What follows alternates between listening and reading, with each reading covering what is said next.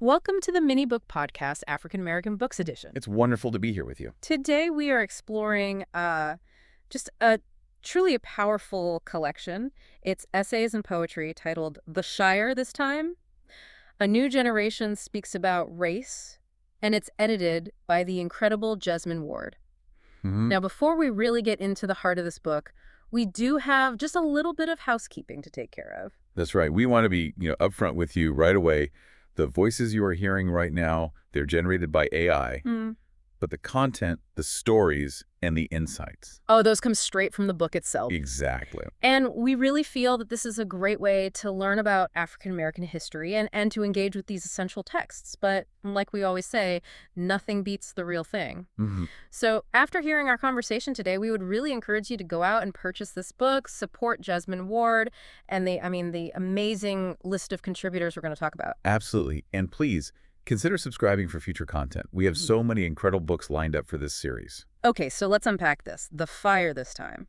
Just that title. It feels heavy. It feels like it's referencing something massive. It is. It really is. You can't understand the mission of this book without understanding its spiritual predecessor. The title is a direct nod to James Baldwin's seminal 1963 work, The Fire Next Time. Baldwin is a titan of American literature. He is. And back in '63, Baldwin wrote that book as a warning. He was writing to his nephew, trying to explain the racial nightmare of America. And this was during the centenary of the Emancipation Proclamation. It was prophetic. So how does Jesmyn Ward connect to that? Because this book came out much, much later. It did. Ward explains in her introduction that she was looking for comfort. This was around 2012, 2013, right after the death of Trayvon Martin. Right. She was scrolling through Twitter, just seeing this outpouring of grief and rage, and she felt so isolated. So she picked up Baldwin, hoping for a roadmap, a way to navigate that specific pain. But she needed something more current. Exactly. She realized that, while Baldwin is timeless, her generation needed its own voices. They needed their own fire. They needed to reckon with what was happening now. So she assembled a team. She did. She gathered 18 writers, poets, essayists, thinkers, and she divided the conversation into 3 distinct parts: legacy, reckoning, and jubilee. I really like that structure. It feels like a journey through time. You have legacy, the past, reckoning, the present, and then jubilee, the future. It grounds you. It stops the book from feeling like just a random collection of essays. It turns it into a cohesive narrative. So let's start where the book starts. Section 1. Legacy, the weight of the past. And weight is the perfect word for it. One of the most striking essays in this section is by Wendy S. Walters. It's called Lonely in America. This one really stuck with me because it challenges so many assumptions about geography. We tend to think of the history of slavery as a purely Southern thing, right? You picture plantations, cotton fields, the heat of Mississippi. Precisely. But Walters takes us somewhere completely different. She takes us to Portsmouth, New Hampshire, a quaint colonial town in New England. The kind of place you'd go for a charming weekend getaway to look at old architecture. But she describes this profound sense of alienation walking around there. She does. She writes about the loneliness of disconnection. And then she stumbles upon a history that literally lies right beneath her feet. She discovers that under a paved city street, Chestnut Street, there is a paved-over slave burial ground. That image is so chilling. The modern city just built right on top of it. It's the juxtaposition that she highlights. Yeah. On one hand, you have these beautiful, historic colonial houses. They're preserved, celebrated. They have plaques on them. Valued. And then paved over by the infrastructure of the city are the bodies of the African people who helped build that town. It's like the town is celebrating one history while literally walking all over the other. Exactly. Walters talks about standing on that corner and realizing she is standing on top of ancestors. And it reframes that loneliness she felt. It's not just social isolation. It's a physical manifestation of how history has tried to pave over the Black experience in the North. It just completely shatters the myth that slavery was only a Southern problem. It reminds you that history isn't just in books. It's in the soil. It's in the streets we drive on. Speaking of correcting history, we have to talk about Honoré Fanon Jeffers and her essay on Phillis Wheatley. Oh, this is a total mindset shift for me. Right. I think most of us learn about Phillis Wheatley in school as a symbol. She's the first African-American published poet. She's a statue, not really a person. Right. She's often taught as this tragic figure. The standard narrative says she was a genius who died young, poor, and alone. And the villain in her story according to the history books, is her husband, John Peters. Yeah, the story goes that he was a scoundrel, right? A Yeah, right. deadbeat who abandoned her. That's been the story for 200 years, pretty much based on a biography by a man named Odell. But Jeffers, she wasn't buying it. She did the work. She went into the archives, dug into census records, court documents. And she found a very different man. Completely different. She found John Peters listed as a free man of color. He wasn't a deadbeat. He was an entrepreneur, a grocer. He practiced law for other black people. The debts he had weren't because he was lazy. They were the result of the economic depression after the Revolutionary War, which hit free black people the hardest. So Jeffers is essentially reimagining their entire relationship. Instead of a tragedy of abandonment, she sees a partnership. She calls it a love story. And she argues that imagining black love in the past, specifically between two free black people in the 18th century, is a radical act of historical correction. We're so used to seeing black trauma in the archives, whips, chains, sails, that we forget to look for black intimacy. By restoring his reputation, she gives Phyllis Wheatley her humanity back. It changes everything. So that's legacy. Now we move into the second section, reckoning. This is where the book tackles the present day, or at least the very recent past, and we have to talk about Carol Anderson's essay. White rage. Yes, this is a term we really need to break down. We do, because when I hear white rage, I honestly picture, guys with tiki torches screaming in the street. It sounds loud and violent. But Anderson is talking about something much more systemic. She is, and this is such a critical distinction. Anderson argues that we often focus on black rage, protests, riots, burning buildings when we talk about racial tension. But she flips the script. She defines white rage not as loud anger, but as the silent, structural, and legislative backlash to black advancement. So it's not about shouting, it's about passing laws. Exactly. It's bureaucratic. It's the calm voice of the legal system. Anderson connects the dots beautifully and terrifyingly. She looks at what happened after the Civil War with the Black Codes. She looks at what happened after Brown v. Board of Education. What happened there? Well, after the Supreme Court said schools had to integrate, you didn't just have mobs.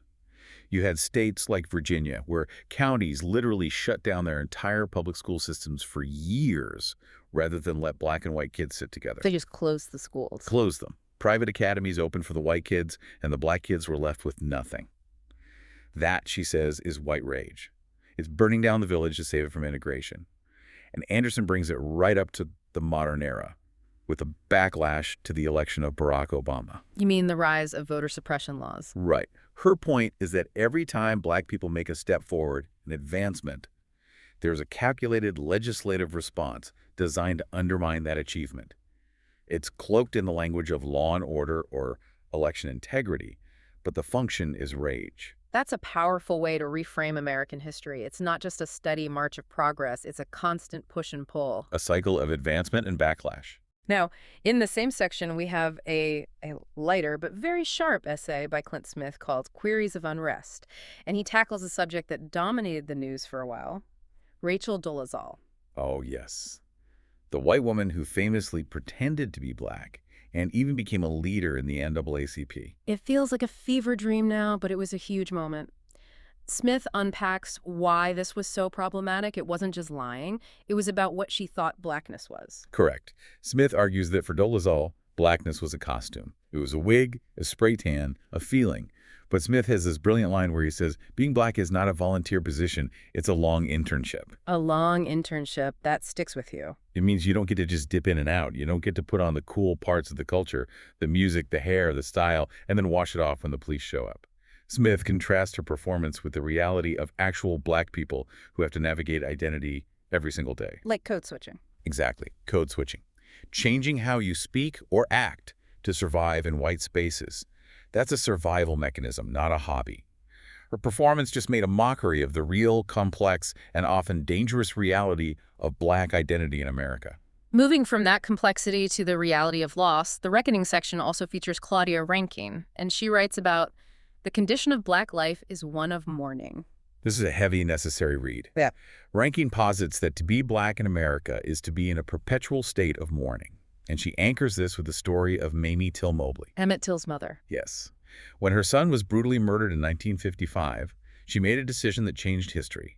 She insisted on an open casket. She said, I want the world to see what they did to my boy. She refused to hide the ugly truth. Rankine argues that was a refusal to keep grief private. By making it public, she made the black body, which the system treated as worthless, into evidence. She forced the world to bear witness. And Rankin connects this to the modern Black Lives Matter movement. She does. She says the movement aligns itself with the dead. It refuses to let people like Michael Brown or Trayvon Martin become abstractions or statistics. It's about that ambient feeling Rankin describes, the feeling that at any moment, life can be taken. It's living with the ghosts. That phrase, ambient feeling, is so descriptive. It's not an event, it's the atmosphere. It's the air you breathe. Okay, that is heavy. But the book doesn't stay in that space of mourning entirely. There's a section that focuses on culture and labor, with a title I absolutely love, The Stank. Yes, it definitely grabs your attention. And this brings us to Keys Lehman's essay, The Art of Storytelling. This is about culture, labor, and finding excellence in unexpected places. Lehman is such a master storyteller. He takes us into his grandmother's life in Mississippi. She worked for 30 years at a chicken processing plant. Her job title was buttonhole slicer. Just hearing that title, buttonhole slicer, it sounds grueling. It was. Standing on a line, dealing with raw meat and guts for decades. And Lehman describes the smell, the stank, the smell of chicken guts and hard labor that she would come home with. But, and here is the genius of the essay, he reclaims that word. How so? He stops seeing the stank as something shameful or dirty. He reframes it as the root of Black Southern excellence. That smell was the smell of survival. It was the smell of the work that put food on the table, clothes on his back. It was authenticity. And he connects this to Outkast, the hip-hop duo. Yes, specifically their albums Atelians and Aquamini. He talks about how Outkast, coming from Atlanta, embraced their Southern roots. They didn't try to sound like New York rappers, which was the cool thing to do. They embraced their own stank, their own soil. So the lesson is about digging into your own roots, even the parts that might seem smelly or unrefined to the outside world. Exactly. Authenticity creates the highest art. Whether it's slicing chickens to feed a family or making a rap album that changes the world, it comes from embracing who you actually are. That brings us to the final section of the book, Jubilee. This is about the future, about where we go from here. And this section wrestles with hope, but it's a hard-earned hope. It starts with Edwidge Dandicat's essay, Message to My Daughters. Dandicat brings such a unique perspective, connecting the African-American experience to the immigrant experience. She does. She uses the concept of the refugee. She describes the feeling that many Black Americans have, that even though they are citizens born and raised here, they often feel like refugees in their own country. That feeling of being in transit or unwanted, or that the state isn't there to protect you. Right.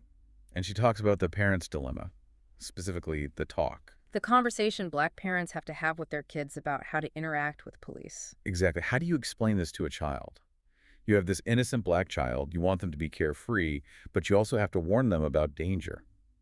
Dandicat writes about the heartbreak of having to strip away a child's innocence just to ensure their survival. It's fear, but it's motivated by deep love. Which leads us right to Daniel Jose Older's essay. He writes about the decision to bring a child into this world in the first place. That's the ultimate act of hope, isn't it? It really is. Older writes to his partner about this decision. He acknowledges the fear the world devalues Black life.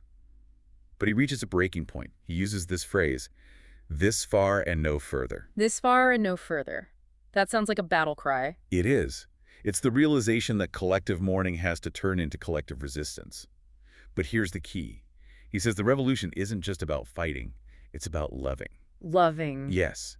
Raising a child, loving your family, choosing joy, despite the fear. That is a revolutionary act. It's refusing to let the fear win. It's clearing a path for the future. So we've gone from the paved-over graves of the past and legacy, through the bureaucratic rage of the reckoning, and we've ended up at a place of resistance and love and jubilee. That is the arc of the fire this time. It really is a comprehensive look at where we've been and where we're going. And I think the biggest takeaway, if we connect it all, is that history isn't just something that happened to other people. It's active. It's happening right now.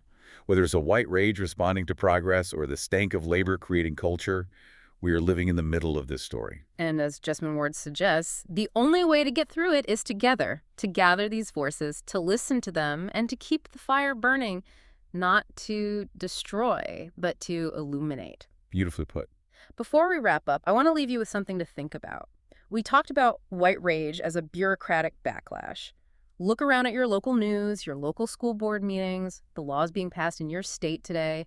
Do you see that pattern happening right now?